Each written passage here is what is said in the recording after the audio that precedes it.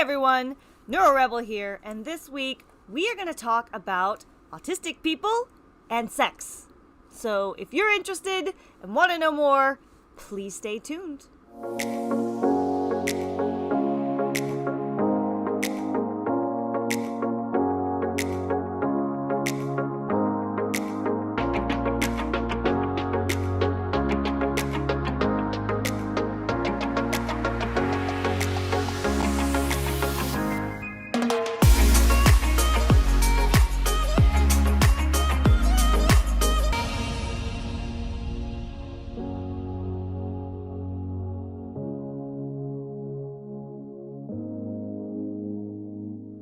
So, autistic people can and do have sex. Okay, that's it. End of video. Guys, we'll talk to you next time.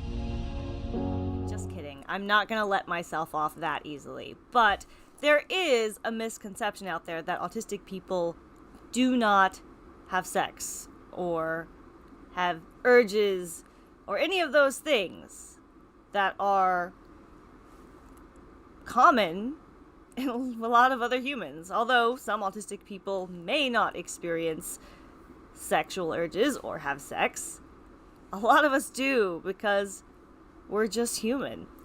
There is this myth that autistic people just can't be sexual beings, but that's definitely not true with me or my partners.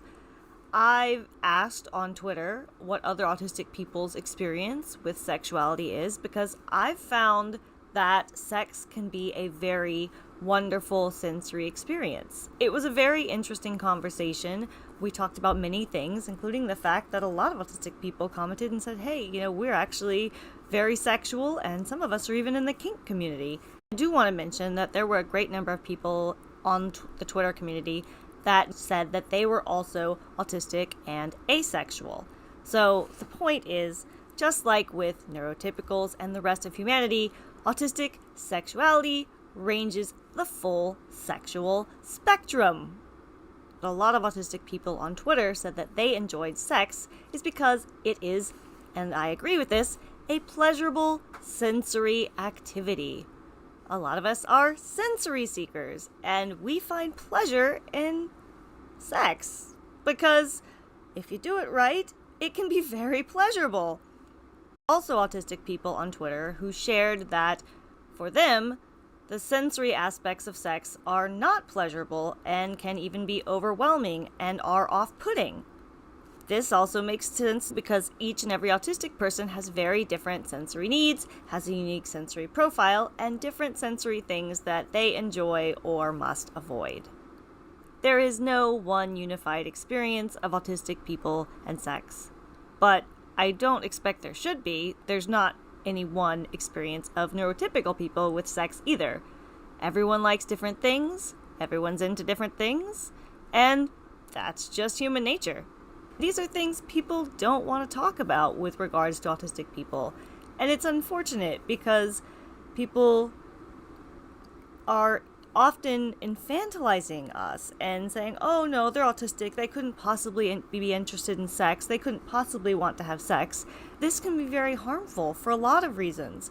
One big reason being that autistic and neurodivergent young people may not get proper sex education. There's already a lot of statistics on sex education, and just assuming abstinence doesn't necessarily have great outcomes compared to when young people are properly educated about how to have safe and consensual sex. That's another very serious part of needing to have sex education or have the conversations about sex with your autistic or neurodivergent children. Because assuming they won't have sex and not having the conversations with them around sex and boundaries and being able to say no, we need to have these conversations. Otherwise, we are leaving our youth in a very dangerous position when these situations inevitably come up. I hope I did this one justice. I'm not going to talk too long about this one.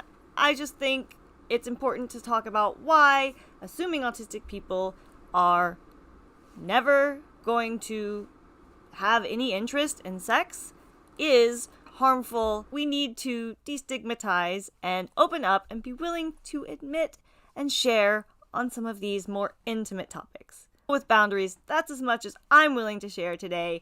Know your own personal limits. If you don't feel like making a YouTube video on this topic, I will completely understand. Very huge and special thank you to my Patreon supporters and Facebook subscribers for being the power behind the NeuroRebel content creation engine. I could not do this without you. Those subscribers, as a special thank you, get access to videos like this one before they're released to the public, generally about a month in advance. It's just a very small way to say thanks for all of the help that you do to make sure I am able to continuously create high-quality content.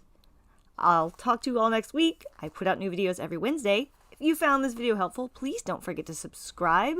And if you have ideas for a future topic or something you would want to hear about in the future, drop a comment below. I'll talk to you next week. Bye!